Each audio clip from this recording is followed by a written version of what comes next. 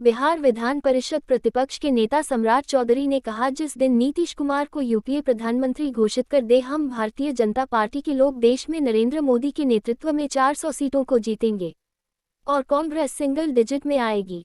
एक दिवसीय दौरे पर मुंगेर के संग्रामपुर प्रखंड पहुंचे बिहार विधान परिषद प्रतिपक्ष के नेता सम्राट चौधरी ने संग्रामपुर प्रखंड के शहीद आर्मी जवान राहुल कुमार सिंह के परिवार से मुलाकात की। उन्होंने परिवार को सांत्वना देते हुए हर संभव मदद देने की बात कही। वहीं शहीद राहुल उत्तराखंड में आपदा राहत पहुंचाने के क्रम में जोशीमठ जाने के क्रम में बर्फ के भूस्खलन में दबकर शहीद हो गए थे।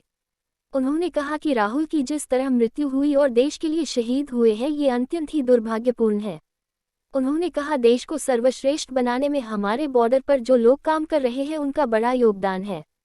उन्होंने कहा, किसी के घर का होनहार बच्चा पूरे परिवार को छोड़कर चला जाए, इससे बड़ा पीड़ा उस परिवार में किसी को नहीं हो सकता है। उन्होंने कहा कि शहीद राहुल को लेकर उसके नाम से लाइब्रेरी और मूर्ति का निर्माण कराएंगे। वहीं उन्होंने मीडिया से बात करने के दौरान उन्होंने कहा कि जिस दिन यूपीए नीतीश कुमार प्रधानमंत्री घोषित कर देता है, हम भारतीय जनता पार्टी के लोग देश में नरेंद्र मोदी के नेतृत्व में 400 सीटों को जीतेंगे और कांग्रेस सिंगल डिजिट में आएगी यदि प्रधानमंत्री का उम्मीदवार उनका नहीं होगा।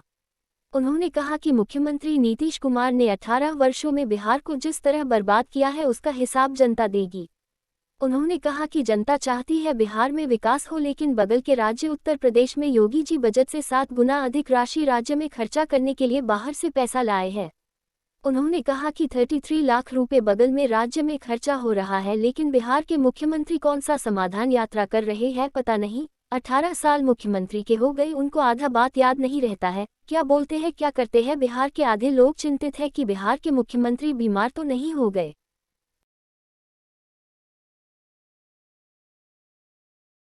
दुर्भाग्यपूर्ण है कि तारापुर के नौजवान रामपुर के ग्रामवासी राहुल जी की मृत्यु जिस तरह हुई, ये अत्यंत ही दुर्भाग्यपूर्ण है और देश के लिए शहीद हुए।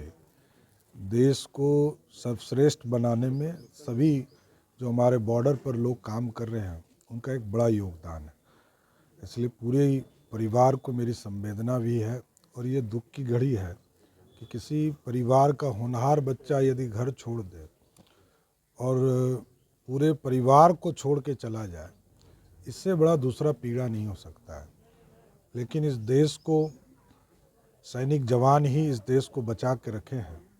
पूरी संवेदना है। आगे के दिनों में सरकार के स्तर पर बहुत सी चीज़ों को स्थापित किया जाएगा, उनकी पत्नी के नौकरी को, उनको मुआवजा के साथ साथ। लेकिन हम लोग यहाँ पर पुस्तकालय उनके नाम पर, राहुल जी के नाम पर, या गेट, मूर्ति का, स्टैचू का निर्माण हम लोग सिर्फ कराएंगे। पूर्ण है, इस तरह की यदि घटना घटी है तो ये सैनिक का अपमान है। देखिए, कोई इमरजेंसी में जाता हो तो अलग बात है, लेकिन यदि कोई शहीद हमारे देश के लिए कोई शहीद हुआ हो, प्राणी को आहुति दिया हो, तो हर हालत में हमको तो उनको प्रणाम करना ही है। ये देश तब तक सुरक्षित है तब तक जब तक कि देश के वीर सैनिक बॉर्डर पर खड़ा है। बॉर्डर पर जब तक उनके द्वारा सुरक्षा हमारा किया जा रहा है तभी तक हम सुरक्षित हैं। नहीं तो दूसरे देशों का हाल देख लीजिए। यूक्रेन में रोज बम गिर रहे हैं, रसिया रोज लड़ रहा है, अफगानिस्तान को लूट लिया। तो वो स्थिति हिंदुस्तान में उत्पन्न नहीं हो, हम जरूर आग्रह करेंगे। ऐसे मंत्री को भी सोचना चाहिए कि शहीद के सम्मान में खड़े होकर प्रणाम करना चाहिए।